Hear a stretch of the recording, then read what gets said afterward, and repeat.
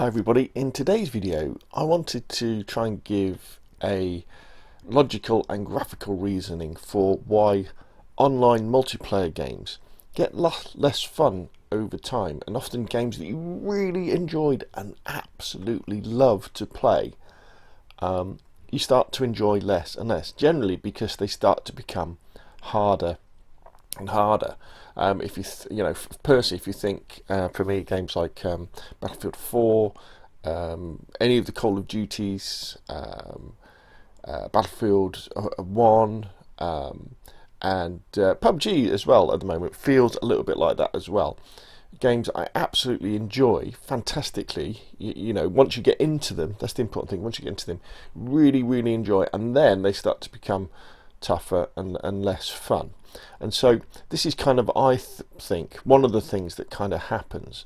So if you can imagine, let's take PUBG, just use PUBG as an example. So this is before PUBG gets released. So PUBG gets released, and then people start to buy the game and start to play it.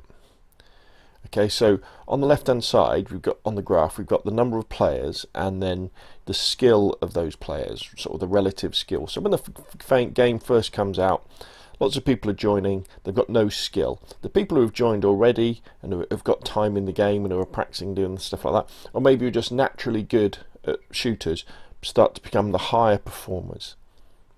As time goes on, game gets more and more popular, lots and lots of people joining the game. Again, they've got no skill, but as time progresses, they then get more skill, and the game's getting super popular. Lots of people are playing it, lots of people are enjoying it.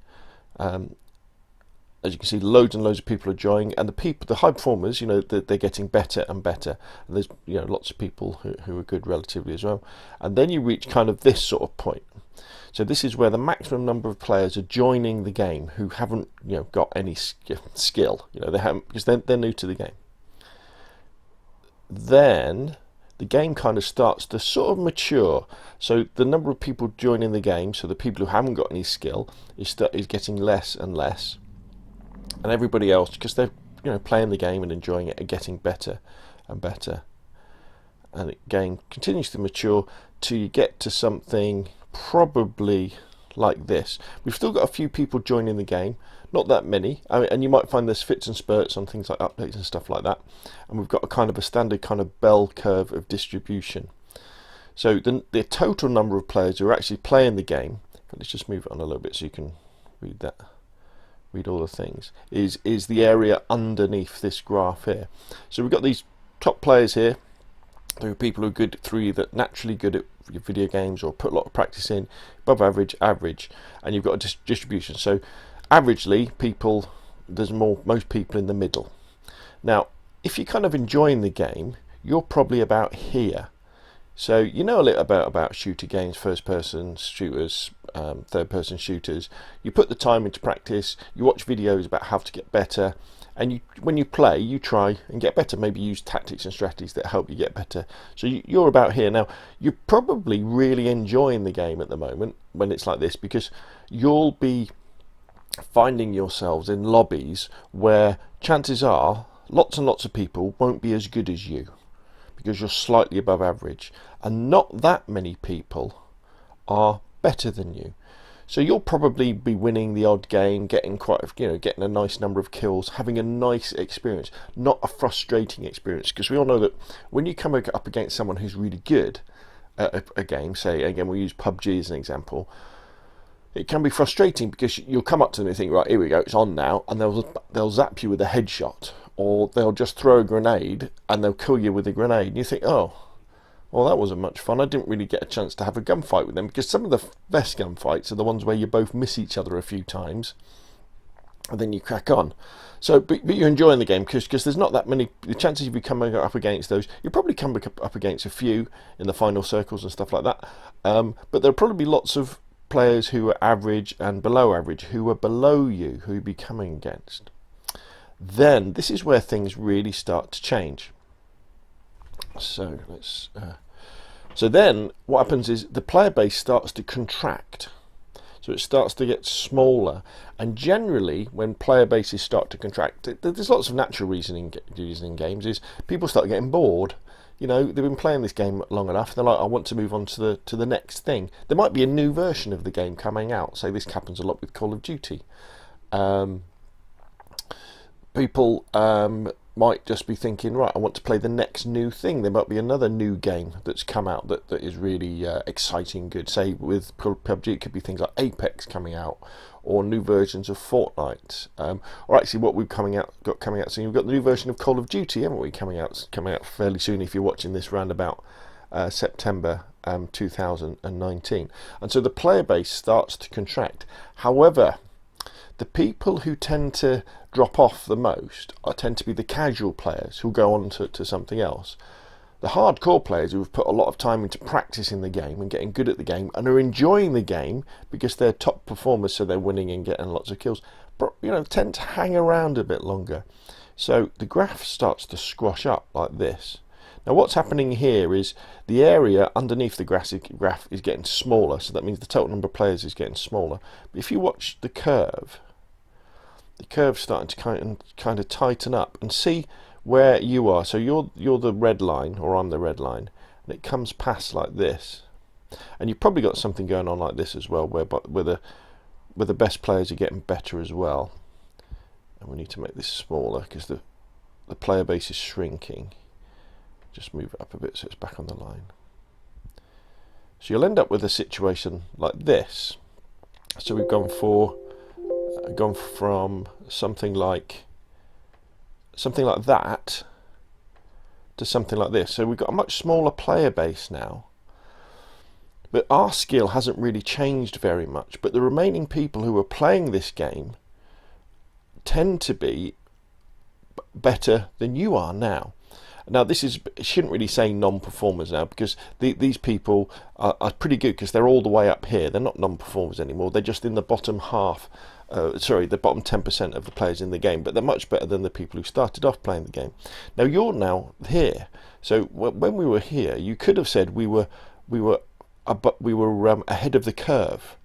We were ahead in terms of skill of most of players in the game. But now, because the player base has shrunk and the players remaining in the game are better, we're now behind the curve. Now, and this is where the game is probably starting to get less fun. It'll be more frustrating, because chances are in lobbies you'll be coming up against lots of players who are actually better than you. And and even in mid-game firefights and stuff, you're coming up against people who can hit headshots, who can hit grenade shots, who are good at positioning, and you're like, oh, this isn't fun. And if you imagine, for these people down here who are behind the curve, this is more of a reason for them to bugger off and do something else, because it won't be frustrating. Because in multiplayer games, especially multiplayer games with big 100 people lobbies, you need lots of new people. You need lots of people who aren't that good, who are still playing it because it's exciting, it's a new game, and they're enjoying just playing the game, so that the better players, the above average players, can have a good time as well. So when you get to this point, the question is, what do you do next? What do you do? Because and there's a number of things that could happen. You could, well, actually, I now want to get. I've had enough. I'm frustrated. I've had enough time with this game. I've put thousands of hours in, played hundreds of games. I'm going to go off and I'm going to play something else. I'm going to go and play the new Call of Duty. I'm going to play Apex. I'm going to play a non-competitive game. Maybe something like the Division 2, or something like DayZ, which isn't that competitive. I know you do have shooting on, but I'm going to do that because I'm not enjoying, for example, PUBG anymore. And that's a natural thing to do, especially with games like Call of Duty, where they do have, and Battlefield, where they have a cycle of new games coming out. Of course, the other thing we could do is try to get better as well. So you could say, actually, I really enjoy playing PUBG or Call of Duty or Battlefield. And I do have the occasional game where I do really well and I get into the top 10, I get a second, I might even get a win. I don't get as many wins as I used to, but I need to get better. I need to seriously start practicing. This is where you then decide, well, actually, what I need to do is make my skill better. And what I need to do is I need to try and get ahead of the curve again and become above average in terms of the skill base. And so that would be things like running drills, running practices. Try and think of the last time you watched the video about the game you play, the multiplayer shooter you play, that tells you how to get better at something. When was the last time you did that? When was the last time you had a really good practice session, say in PUBG, on the test ground, or in Call of Duty against bots. You know, just practicing those headshots, practicing with the different weapons. When was the last time you really changed your playing style? You know, trying different weapons, trying different tactics. When did you really start doing that? And then you could start, you know, putting those things into practice to improve your performance, to get ahead of the curve again. And then as soon as you get ahead of the curve, excuse me, as soon as you get ahead of the curve, you'll find you'll start enjoying the game again. And then, you know, and then you can carry on playing. Obviously, with some, eventually, the player bases can constrict so much that this becomes very, very difficult, and you get things like the lack of player base makes the game less fun to play for everybody, because you have more lag, because there's less people. So lobbies are consistent of people from a wider geographical area, so the feel of the game becomes worse. And then you might end up with matchmaking times that are far too long. You know, it might be taking 5-10 minutes to get a lobby to play, and then you die, you know, in a top 10 position, and you're like, oh, I don't really want to take 10 minutes. So eventually, most multiplayer games will eventually die. The good thing about PUBG, for example, though, is that the developer does seem to be keeping on bringing in interesting updates, like the recent Erangel visual update. And when you look at things like Steam to look at the player counts, I know that just shows you for PC, but you'll see you get a spike. Then people come back to the game and they play it, and when lots of people come back to the game, you then end up with a situation like that again, where you'll be much better than the people who are coming back, or or just naturally go on to whatever PUBG 2 is, or the next Call of Duty, or the next Battlefield. Okay, so hopefully that's a useful graph and a useful explanation of why multiplayer games get less fun, why multiplayer games, and multiplayer, especially shooters, get harder to play, because as the player base shrinks, the people who are left playing tend to be better, because they're the ones who are enjoying it. And so if you're like just an above average player, unless you can increase your skill, you get behind the curve. And so that means you need to try and increase your skill to get get in front of the curve. There is actually an interesting caveat I'll add to this as well. Sometimes with games, you get this strange situation, and this tends to apply to games that have been released for free for some reason, like on say on Xbox or PlayStation, when they give away the games with the monthly subscriptions.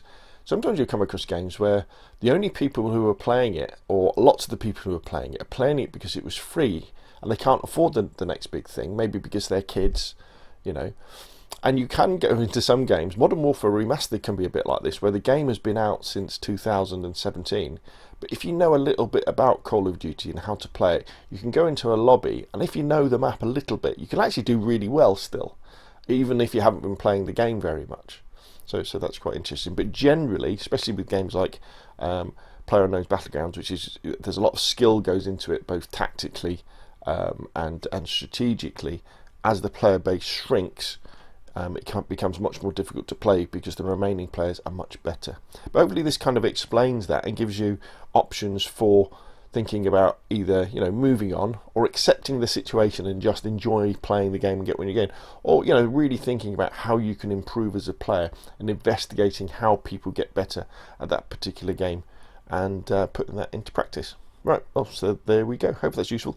If you've got any questions or comments, please put them in the boxes down below. If you enjoyed the video, hit like. If you want to see more of the same, of course, subscribe.